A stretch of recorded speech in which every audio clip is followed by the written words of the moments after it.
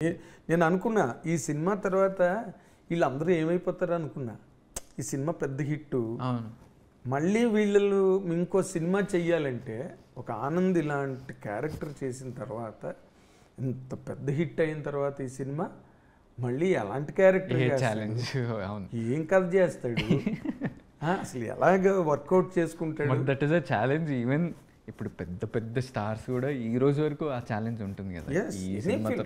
మీకు బేసిక్గా ఏంటంటే ఒక ల్యాండ్ మార్క్ ఫిల్మ్స్ అని ఉంటాయి కొన్ని. అవును, ఆ ల్యాండ్ మార్క్ ఫిల్మ్స్ తర్వాత ఫర్ ఎనీ హీరో, అవును, కృష్ణ గారు అల్లూరి సీతారామరాజు సినిమా తర్వాత ఆల్మోస్ట్ 12-13 ఫెయిల్యూర్స్ చూశారు ఆయన. అల్లూరి సీతారామరాజు తర్వాత ఆ తర్వాత ఏదో పాడి పంటలు ఏదో సంథింగ్ లైక్ దట్ ఒక విలేజ్ ఫిల్ము, అది మళ్ళీ పెద్ద హిట్ అయ్యి మళ్ళీ ఈ came into the focus. అలాగే ఇప్పుడు ఏంటంటే ఫర్ ఎనీ ఎంత పెద్ద ఎన్టీ రామారావుకైనా అమితాబ్ బచ్చన్ గారికైనా చిరంజీవి గారికైనా కామన్ ఫినామినా అది. అసలు ఆ తర్వాత ఫేజ్ని అసలు నువ్వు ఎట్లా హ్యాండిల్ చేసావు నీకున్న టేస్ట్కి? నీ టేస్ట్ లేకపోతే నువ్వు బేబీ ఒప్పుకోవు అసలు. అంటే నేను అన్ని సినిమాలు కూడా చేయలేదు, so I don't have. Dorasani didn't perform well at the box office, కానీ ఒక మిడిల్ క్లాస్ మిల్డీస్ నాకు చాలా మంచి గుడ్ విల్ ఇచ్చింది. అంటే చాలా మంచి పర్ఫార్మెన్స్ ఓటీటీలో, అమెజాన్ ప్రైమ్లో. ఆ సినిమా ముందే నేను బేబీ ఒప్పుకున్నా. ఆ సినిమా November 2020లో రిలీజ్ అయితే నేను అక్టోబర్లోనే ఈ కథ విన్నా. రాజేష్ అన్న ఎందుకు అనుకుంటో నాకు కూడా తెలియదు. అంటే నాకు అప్పటి వరకు ఓ పేరు, మీరు అనుకున్నట్టు చాలా మంది అనుకుంటారు కదా, మామూలుగా మనం ఊరు పేర్లు ఎదురు అంటారు కదా. నాకు జస్ట్ విజయ్ దేవరకొండ తమ్ముడు అనే పేరుండే అంతే. ఎందుకు అనుకుంటూ అది కూడా ఇంత ఇంటెన్స్ ఉన్న సినిమా నాతో ఎందుకు అనుకుంటో తెలియదు. కానీ ఒకసారి అడిగిన, ఎందుకన్నా నా దగ్గరికి ఎట్లా వచ్చింది, ఏం ధైర్యంతో వచ్చిరా నేను కూడా అడిగిన. అయితే మా డాడీ ఫేస్బుక్లో ఫోటో చూసిండంట, ఎప్పుడో 2014 2013 ఫోటో చూసి, ఇది నా క్యారెక్టర్ లాక్కుంది, అదే లుక్ కావాలి, నా క్యారెక్టర్ కూడా సెట్ అవుతుంది అని అనుకుంటు. ఇంకా నేను అన్న 6-7 years అయింది, ఆ లుక్ ఎట్లా వస్తుంది ఇప్పుడు, అది 7 years బ్యాక్ అంటే నేను చిన్నోడిని, ఇప్పుడు ఎట్లా వస్తుంది అంటే అది కూడా అచీవ్ చేసిండు. లుక్ విషయంలో కూడా ఆయనకి చిన్నవి చాలా పర్టికులర్ ఉంటుంది. ఆయన బ్రెయిన్ క్రియేటివ్లీ చాలా వింతగా యునిక్గా పనిచేస్తుంది, which is a very good credit. అంటే ఒక మంచి డైరెక్టర్ లక్షణం అది. Yeah, all elements put together is a director. And to identify Vaishnavi as a feature film lead actor, that's also great విషయం. ఎందుకంటే తను షార్ట్ ఫిల్మ్స్ చేస్తూ విజయ్ బుల్గాన్ని తీసుకురావటం. So all these are marks of a crazy director, not of a director who can break rules and do. అంటే మా కొత్త phases తోటి 2 hours 54 minutes సినిమా చేయటం ఏంటి సార్, చాలా lengthy film and every scene చాలా డీటెయిలింగ్గా ఉంటుంది. అంటే క్రూషల్ పాయింట్స్లో క్లైమాక్స్ అనేది మనకి రూల్స్ ఏముంటాయి, ఇక్కడ you have to show conclusion, కాన్ఫ్లిక్ట్కి కంక్లూజన్ ఉండాలి, అది ఎఫెక్టివ్గా ఫాస్ట్గా అయిపోవాలనేది రూల్ మన ఇండస్ట్రీలో. మాకు ఆ foot over bridge scene climax అనుకుంటే దాని తర్వాత కూడా ఒక 6-7 minutes ఉంటుంది. ఏది నేను మళ్ళీ గడ్డం పెట్టుకొని మళ్ళీ వెళ్ళి అమ్మాయిని చూసి అదంతా కూడా స్లో, పెళ్లి దగ్గర పోస్టర్ దగ్గర అమ్మాయిని ఆటోలోంచి చూడడం. మేము అసలు ఒక్క సీన్ కూడా మర్చిపోలేదు. మొత్తం సినిమా అంతా 2.5 గంటలు చెప్పమంటే చెప్పేస్తాను, అంత కంఠస్థం అయిపోయింది సినిమా.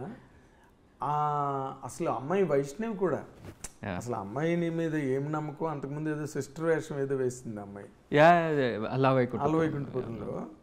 సో అమ్మాయిని తీసుకొచ్చి అమ్మాయి చేత కూడా చాలా బాగా క్రేజీ థింగ్. ఈజీగా అంటే సినిమా అయిపోయినాక రెట్రోస్పెక్టివ్లీ చేసేసినాం అనుకోవచ్చు, కానీ ఆ రోజు 2021లో మేము ఈ డెసిషన్స్ తీసుకుంటున్నప్పుడు ఎంత టెన్షన్ ఉంటుంది, పుల్ ఆఫ్ చేయగలుగుతామా, ప్రతి డెసిషన్కి ఎస్ ఆనో మేబీ ఇవన్నీ ఉంటాయి. మ్యూజిక్ డైరెక్టర్లు చాలామంది అనుకున్నాం, మొత్తానికి విజయ్ బుల్గానే అంత బ్లాక్ బస్టర్ ఆల్బమ్ ఇచ్చిండు. So all these are crazy things that happen once in a life. దాంట్లో ఒక సాంగ్ ఉంది చూడు, చెంటి పిల్లల కాదు, కలకలమే. ఆ అమ్మాయి చేంజ్ ఓవర్లో ఒక సాంగ్ ఉంటుంది చూడు, దేవరాజా, దేవరాజమూర్ధని పాట. అతను కూడా అసలు కళ్యాణ్ చక్రవర్తి గొప్ప లిటరేచర్ ఇచ్చాడు. అసలు వేటూరు సుందరమూర్తి గారి రేంజ్ లో ఉంది ఆ పాట. నేను తర్వాత కళ్యాణ్ చక్రవర్తిని ఇంటర్వ్యూ చేశాను. I appreciated him so much. ఎందుకంటే everybody has come out with their best, undreamt best. అది కూడా అంటే మీకే తెలియదు మీలో అంత బెస్ట్ ఉందని. నాకు తెలియదు రియల్లీ. I know that. అంటే నేను డైరెక్టర్ని నమ్మి ఇది బిలీవ్ చేస్తున్నా అంటే నా ఫుల్ ఇచ్చేస్తా అనేది ఆ బిలీఫ్ ఉంది. కానీ ఎఫెక్టివ్గా ఎఫిషియెంట్గా బయటకు వస్తుందని తెలియదు. అదే ఈ బెస్ట్ బాగుంటుందా లేదా అన్నది తెలియదు.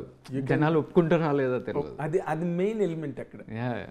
జనాలు యాక్సెప్ట్ చేయాలి కదా. అవునవును. ఇప్పుడు కొంతమంది ఉంటారు, ఇంట్రెస్ట్ ఉంటుంది వాళ్ళకి పౌరాణికం క్యారెక్టర్లు చేయాలని, ఓ దుర్యోధనుడు ఎన్టీ రామారావులు చేయాలని, కృష్ణుడు వేషం ఎన్టీఆర్ గారిలా వేయాలని. బట్ ఆడియన్స్ యాక్సెప్ట్ చేయాలి కదా. ఇప్పుడు మీకు అది ఆడియన్స్ యాక్సెప్టెన్స్ రావడం అన్నదే గ్రేటెస్ట్ డెవలప్మెంట్ ఫిల్మ్కి.